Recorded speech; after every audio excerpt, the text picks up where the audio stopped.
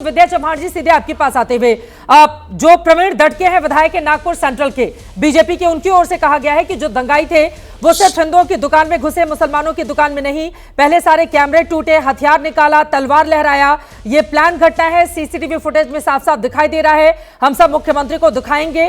और पुलिस ने भी कल हिंदुओं का साथ नहीं दिया, ये बोल रहे हैं प्रवीण दटके।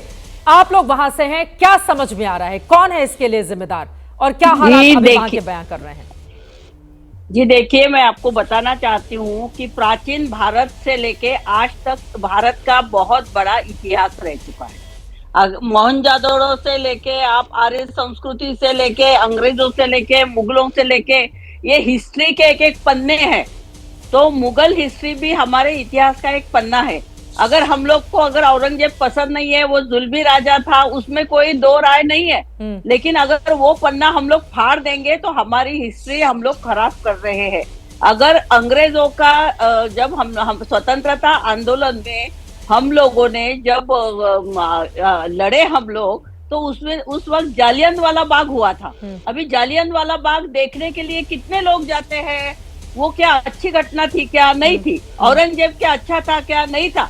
लेकिन इसका मतलब ये नहीं कि उसकी जो ये है, उसका जो क्या बोलते हैं उसको, वो हम लोग उखाड़ देंगे, उसका स्मारक जो उखाड़ देंगे, ये गलत बात है इस तरह से। लेकिन ये जो है, ये जो भाजपा वाले हैं, ये एक दशमुखी रावण है। इसमें विश्व हिंदू परिषद है, बजरंग दल है, सनातन है, भाजपा है, सब।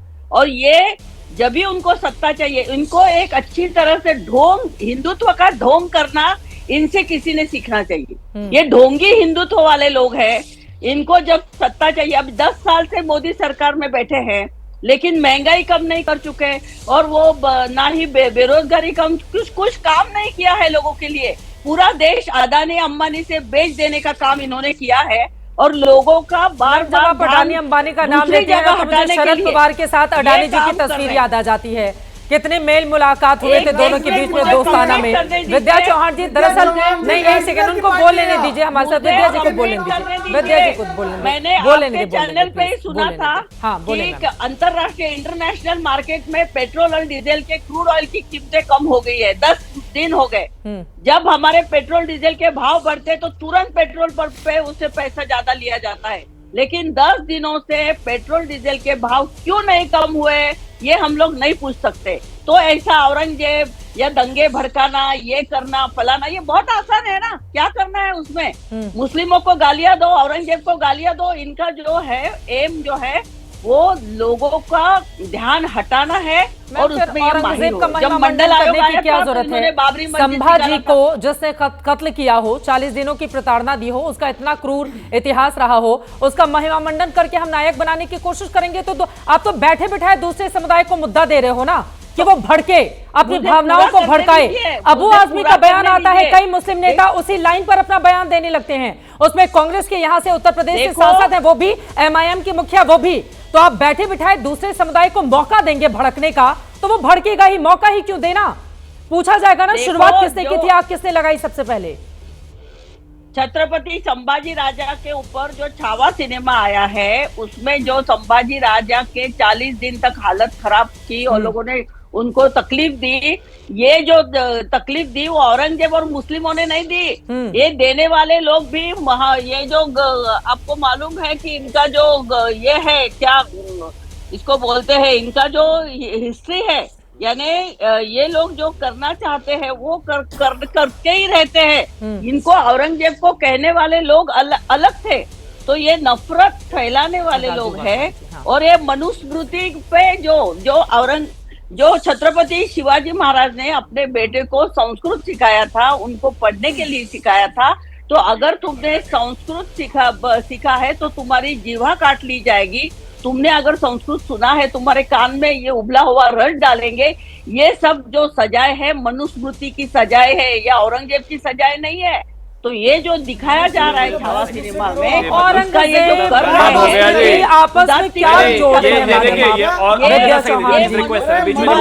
औरंगजेब को बचाने के लिए आपने राजू बागमारी जी से जवाब दे लेती हूँ मैं।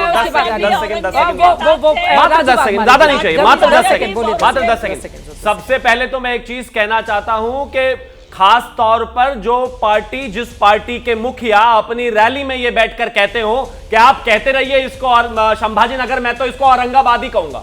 उनके औरंगजेब प्रेम पे मुझे और कुछ ज्यादा कहने की आवश्यकता नहीं है। कौन कहता है? नाम लेके बताइए शरद ना। पवार जी ने कहा, ये रैली में कहा उन्होंने कि मैं इसको औरंगाबादी मानूंगा, आप कहते रहिए संभाजी नगर। और कमाल की बात यह है कि औरंगजेब को बचाने के लिए आप इस तरह की जो बातें कर रहे हैं और ये जो कह रहे हैं कि आपको विषय भड़का, औरंगजेब को नहीं बचा रहे हैं। औरंगजेब की तारीफों में पुल बांधना बंद कर दीजिए। और एक और चीज, इन्होंने कहा कि देश जलियांवाला बाग देखने जाता है, वहां जनरल डायर की उस पर कब्र पर फूल नहीं चढ़ाता जाकर दे। अगर जाता है जलियांवाला बाग तो वो इसलिए जाता है ताकि अपने दर्द को देख सके, महसूस कर सके। भारत से वहां जनरल डायर को महान बनाने नहीं जाता कोई। कमाल तर्क की बात हो गई। चलेगा। और कृपया करके यहाँ कोई बात करना ही नहीं चाहता। इतिहास कोई नहीं मिटा सकता, लेकिन इतिहास में रहने वाले विलन को महान बताकर राजू बागमारी जी, आप लोग ढोंगी हिंदू हैं, वो आरोप लगा रही हैं और इसी के साथ ही उनका ये भी आरोप है कि औरंगजेब ने अत्याचार नहीं किया था। आप लोग गलत तरीके से बताते हैं। संभाजी के संदर्भ में उन्होंने ये बातें कही। बिल्कुल नहीं बोलती हूँ। मैंने कहा था कि औरंगजेब के साथ जो हिंदू सरदार थे, जो लोग थे, उन्होंने उनको दिखाया कि इस तरह से अत्याचार करो, इस तरह से मनुस्मृति में जो कहा है वो मनुस्मृति जैसा आप बिहेव करो।